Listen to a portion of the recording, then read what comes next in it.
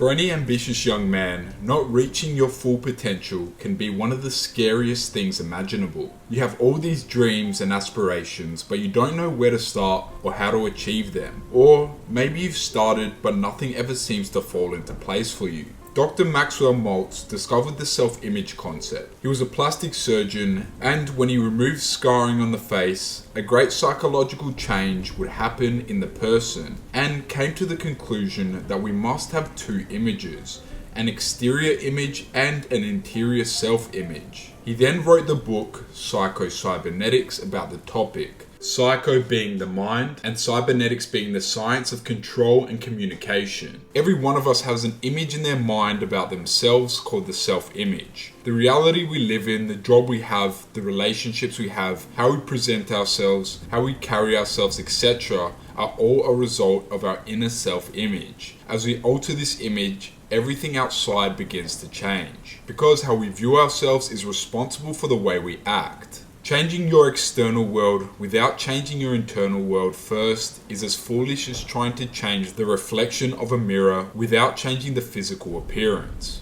Bob Proctor. A lot of what we think about ourselves is created from the image that others impose onto us, who they think we are, who they paint us to be, the words they speak to us, and we tend to believe those things, and oftentimes it's not self-imposed. Too many people don't know much about themselves. They don't have a healthy relationship with themselves, so they don't have a good self-image. This is why people don't attempt to do anything of any great consequence because they don't think they can. So in order to change our reality and the life we live, we first need to change our self-image and the way that we view ourselves. Changing our self-image means we will need to spend time alone without distractions. Let your body relax and build the image in your mind of how you would like to see yourself. As Bob Proctor describes, we become what we think about. Therefore, if you have created a negative self-image, it is because of a negative thought pattern. And if you've created a positive self-image, it's due to creating a positive relationship with yourself and developing a positive thought pattern. You have to believe you can achieve, otherwise you won't achieve. You have to view yourself as the type of person that can get those results. Otherwise, how will you ever achieve if you never have the belief that you can do it? All it comes down to is viewing yourself differently and beginning to think different thoughts about yourself. This is often why obese people struggle to lose weight, because their self-image hasn't changed.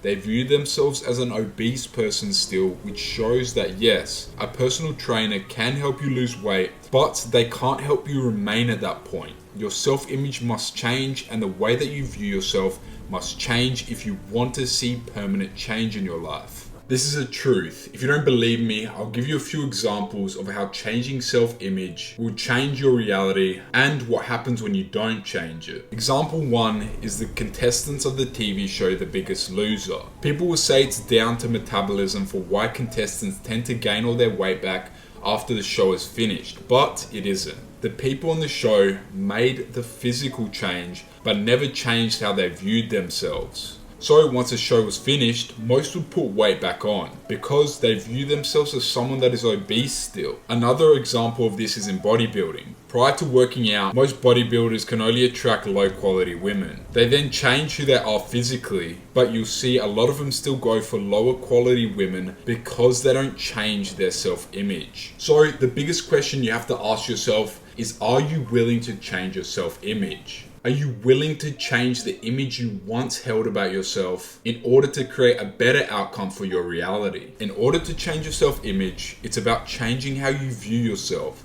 and understanding who you are at this current point of time in your life in order to make that change. You must have self-awareness to know who you are as a person, what makes you, you. As well, there should be nothing that someone else can tell you about you that you don't already know about yourself. Don't just block out your internal dialogue through mindless consumption. So understand who you are right now, the person that you are at your core. Study yourself, spend time alone to develop a better relationship with yourself, and understand what direction you want to go in your life. Then understand how you'd like to see yourself acting in your life relating to other people, your social life, how you want to view yourself in the ideal world, understand the person you would be if you lived your ideal life, and what actions you would take every day if you were the ideal version of yourself. Describe that picture, describe it, write it down in the present tense. How would you like to see yourself? Describing this ideal life might be a lie to us at the current point of our life because it isn't our current reality. But if you see,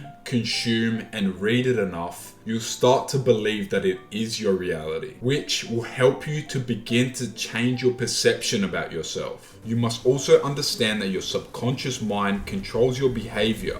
So it's important to understand and be conscious about what you're feeding your subconscious. For example, a lot of people consume drill music, and as a result, they start thinking that being a degenerate is acceptable because they feed it to their minds all the time. And they start to believe that they are someone that lives that lifestyle. So you have to replace the self-image that you keep at the subconscious level. The words you speak and the way you speak is also important when it comes to building a positive self-image and relationship with yourself. So you must change your thoughts and your thought patterns, as well as the way you speak, to change the way that you think, which will change the way that you act and the actions you take. Changing your physical appearance and the way that you act can be a good starting point because this is still change, but you must also work on yourself internally. If you want to become a confident young man, what type of self-image would a confident young man have? How would they act? What would they do? How would they carry themselves? What type of man would they picture themselves to be? How would their social skills be? What type of physique would they have? They probably wouldn't be someone that sits on the computer all day with bad posture, with a bad diet, bad hygiene, bad health, etc. They'd be successful in their field, dress well, smell nice, have good social skills, have good mannerisms, know how to take care of themselves mentally and physically, know what to say at the right times, etc. So act as if you are that person that has what you want already. So you have to replace your old way of thinking with a new positive way of thinking. You have to understand that you are capable of doing what you want, but are you willing to do what it takes to achieve what you want? When you change your self-image, you change your reality. Bob Proctor teaches that our outer world is a reflection of our inner world. As you cultivate a positive self-image, you attract opportunities, relationships, and experiences that align with the newly crafted version of yourself. His teachings on self-image remind us that we have the power to shape our lives by changing how we perceive ourselves. By embracing a positive self-image, challenging limiting beliefs, and taking intentional actions, we can live life to its fullest and create a life filled with purpose, success, and intention.